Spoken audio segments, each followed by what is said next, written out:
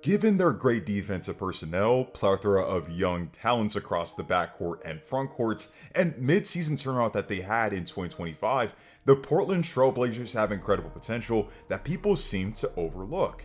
And when I say potential, I'm not just talking about the future, because this upcoming season, the Blazers definitely can make the playoffs and give certain teams problems in a loaded Western Conference. Here's exactly why the Blazers will be great in the 2026 season. Be sure to leave a like on the video, so that makes a massive difference for the channel, sub for more content like this, and turn on notifications so you can see when I upload next.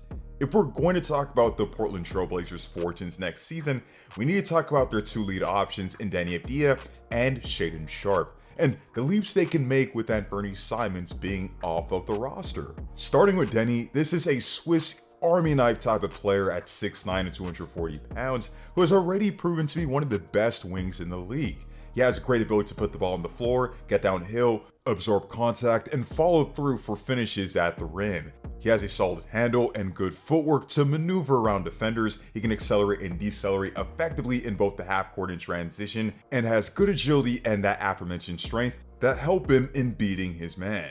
He's a more than capable break starter who can push the pace and play make in transition, is a solid passer who can play make out of pick and roll, drive and kick, and has the awareness to find his teammates on the floor. Additionally, he is effective as a 6'9 slasher and is effective defensively due to his physical profile, his solid lateral movement, and his capabilities as a help defender. All these attributes led him to have a very productive 2025 season, and he was genuinely outstanding post All-Star break, averaging 23 points, 9 rebounds, and 5 assists a game on 51% from the field and 42% from 3 on 6 attempts a game. He was putting up a combination of stats that hadn't been seen from someone in a Blazers jersey in a very long time, and if he can improve upon his shot creation ability and do even more on the ball, the Blazers could be a very dangerous team.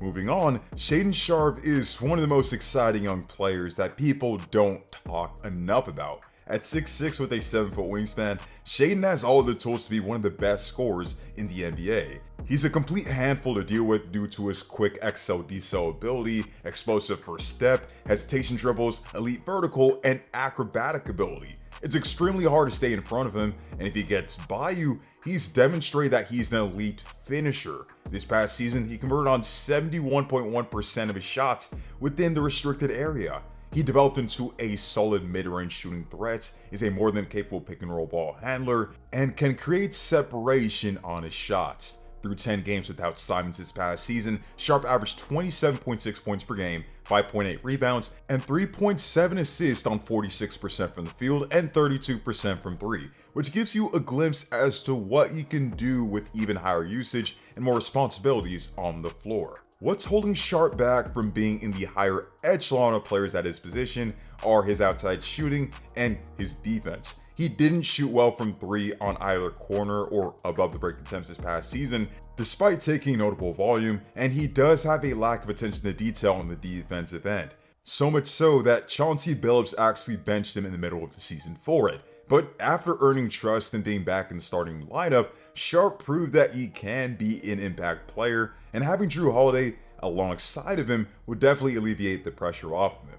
Jrue Holiday is on the older side and will be under contract for the next few seasons, but he's a great team player who operates well on and off the ball.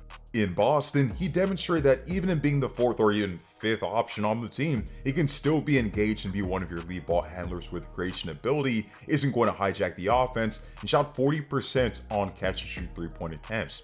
And with all due respect to Anfernee Simons, Chauncey Billups would definitely love Holiday more for this team due to the discipline and activity he still has on the defensive end, and the leadership presence and tutelage that he can have for both Sharpe and Scoot Henderson that we'll talk about a little bit later. Side note, I think it's really funny that Dame and Jrue Holiday essentially got traded for each other a couple years ago, but they're now on the same team. Next up, we need to talk about the frontcourt members Ntumani Camara and Donovan Clingan.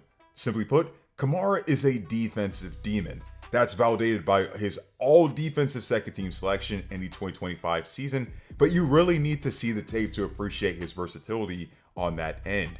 At 6'7" with a 7-foot wingspan, he has the length, lateral quickness, and ball skills to take on a host of matchups, including the best offensive options on the other team. Whether it be a guard, a wing, or a big, he adjusts to the matchup, is a great ball denier, was first in charges drawn this past season, picks you up the whole 94 feet of the court, is a good help defender, has active hands, and makes good recoveries. And at center, Donovan Clingan should have a very productive sophomore season with DeAndre Ayton gone.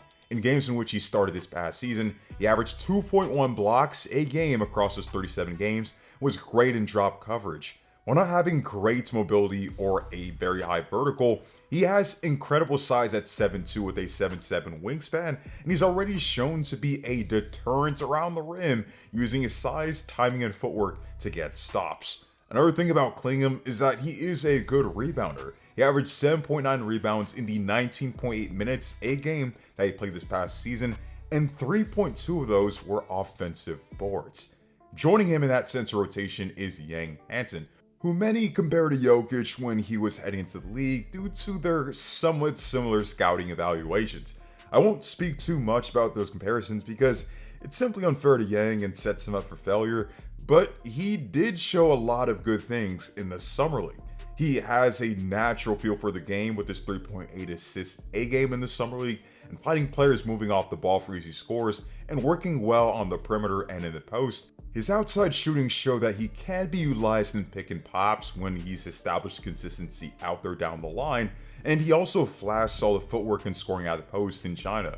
He's raw and does need time to develop, but there's literally no rush for him to reach his full potential, and he is a quality option in this big man rotation that has Clingan, Rob Williams III, and of course, Hansen.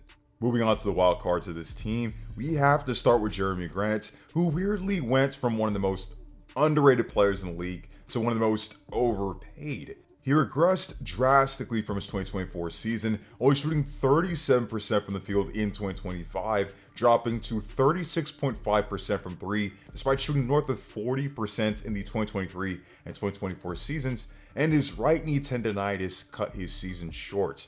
With him reportedly being healthy heading into this season, it will be interesting to see him bounce back, and also what role Chauncey Billups envisions for him this upcoming season. Will he start or come off the bench? I'm also interested to see how Scoot Henderson will perform in what will probably be the most important season thus far of his NBA career. I was extremely high on Henderson at a G League Ignite, given his build, his incredible athleticism, and playmaking at the point guard position, but he hasn't lived up to the hype thus far. Namely, his efficiency, outside shooting, and turnovers are his biggest problems. He finished at just 55% in the restricted area this past season, and has averaged 3 turnovers a game to 5.2 assists in his career.